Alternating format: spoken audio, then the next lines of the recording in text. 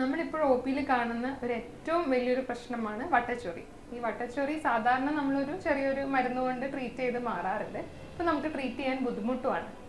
നമ്മൾ ഈ റിംഗ് വർം ഇൻഫെക്ഷന് പണ്ട് മുതലേ ഉള്ള ഒരു അസുഖമാണല്ലോ. പിന്നെ നമ്മൾക്ക് MBBS പഠിക്കുന്ന സമയത്ത് ഈ ഫ്ലൂക്കണസോൾ, ക്ലോട്രിമസോൾ പോലുള്ള കുറച്ച് ചീപ്പായിട്ടുള്ള മെഡിസിൻ ഉപയോഗിച്ചാൽ കംപ്ലീറ്റ് മാറുന്നത് നമ്മൾ കണ്ടതാണ്. പിന്നെ നമ്മൾ PG ടൈം ആയപ്പോഴത്തേക്ക് അത് ടെർബിനാഫിൻ എന്ന് പറഞ്ഞ ടാബ്ലറ്റിൻ്റെ അതിന് മാത്രം എഫക്റ്റ് വരുന്ന ടൈം വന്നു. ഇപ്പോൾ അതും മാറിയിട്ട് ഇട്രാക്കോണസോൾ എന്നിട്ടുള്ള ഒരു മരുന്ന് വന്നത് കുറച്ച് കോസ്റ്റ്ലിയാണ്. അതും റിസൾട്ട് ഇല്ലാതെ ഇപ്പോൾ ഓറിക്കോണസോൾ പോലുള്ള വലിയ വലിയ മെഡിസിനൊക്കെ വരുന്നതായിട്ട് ഇപ്പം കാണുന്നുണ്ട് അല്ലേ? അതിന്റെ മെയിൻ റീസൺസ് ഒന്നാമത് പേഷ്യൻസ് വട്ടച്ചൊറി വരുമ്പം ജസ്റ്റ് ഒരു ചൊറിച്ചിലാണെന്ന് വിചാരിച്ചിട്ട് OTC മെഡിസിൻസ് ആയി ഫാർമസി പോയിട്ട് ഒരു ഓയിൻമെന്റ്സ്, അത് യൂഷ്വലി സിറോൾ കണ്ടെയ്നിങ് ഓയിൻമെന്റ് ആയിരിക്കും.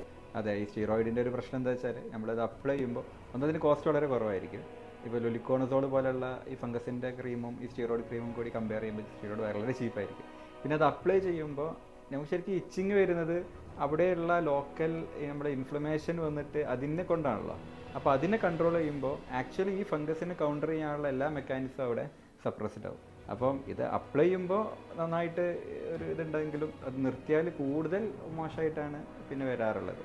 ഇതാണൊരു മെയിൻ റീസൺ. രണ്ടാമത് നമ്മൾ കാണുന്നത് പേഷ്യൻസ് ജസ്റ്റ് ഒരു ഡോക്ടറെ കണ്ടിട്ട് ഒരാഴ്ചത്തേക്കോ അല്ലെങ്കിൽ 3 ദിവസത്തേക്കുള്ള മെഡിസിൻസ്, അല്ലെങ്കിൽ നമ്മളെ കണ്ടാൽ തന്നെ അവർക്ക് നമ്മൾ പറയുമ്പോൾ 1 മാസം കഴിക്കണം. പക്ഷെ അവരെന്ത് ചെയ്യും, സിംറ്റം റിലീഫ് കിട്ടിക്കഴിഞ്ഞാൽ അപ്പം തന്നെ മെഡിസിൻ സ്റ്റോപ്പ് ചെയ്യും. അതെ, നമ്മളിപ്പോൾ ഗവൺമെൻറ് ആൻറ്റിബയോട്ടിക്സ് പ്രിസ്ക്രിപ്ഷൻ ഇല്ലാതെ കൊടുക്കരുത് എന്ന് പറഞ്ഞത് ഈ ആൻറ്റിബയോട്ടിക് റെസിസ്റ്റൻസ് വരാതിരിക്കാൻ വേണ്ടിയിട്ടാണ്. ഇതേപോലെ പ്രശ്നമാണ് ഇപ്പോൾ ഈ ആൻറ്റി ഫംഗൽ റെസിസ്റ്റൻസ്. നമ്മളൊക്കെ MBBSനൊക്കെ പഠിക്കുന്ന സമയത്ത് ഈ ഫംഗൽ മെനിഞ്ചൈറ്റിസിനൊക്കെ നമ്മൾ പഠിച്ചിരുന്ന അസുഖങ്ങളാണ്, മെഡിസിൻസാണ് ഇപ്പോൾ ഈ വട്ടച്ചൊറിക്ക് കൊടുക്കാൻ തുടങ്ങിയിട്ടുള്ളത്. അതേപോലെ പണ്ട് നമ്മൾ ഉപയോഗിച്ച് മതിയാക്കിയ ചില മെഡിസിൻസ് വീണ്ടും റീഎമേജ് ചെയ്യാണ്. അപ്പോൾ ഇത് ഒരു സോഷ്യൽ പ്രോബ്ലം ആയിട്ട് തന്നെ ഇതിനെ കാണണം. കാരണം അതൊരു പകരുന്നൊരു അസുഖമായതുകൊണ്ട് തന്നെ നമ്മുടെ നാട്ടിൽ മിക്കവാറും പണ്ടൊക്കെ ഒരു ലോവർ സ്ട്രാറ്റയിലുള്ള ആളുകൾക്ക് വരുന്ന അസുഖമാണെങ്കിൽ ഇപ്പോൾ എല്ലാവർക്കും വരുന്ന ഒരു അസുഖമായിട്ട് മാറിയിട്ടുണ്ട്. അത് ഇങ്ങനെ ഒരുപാട് മെഡിസിൻ കഴിക്കേണ്ട ഒരു അവസ്ഥയും കൂടി വരുമ്പോൾ അതൊരു ശരിക്കും ഒരു പബ്ലിക് ഹെൽത്ത് ഇഷ്യൂ തന്നെയാണ് അതല്ലേ?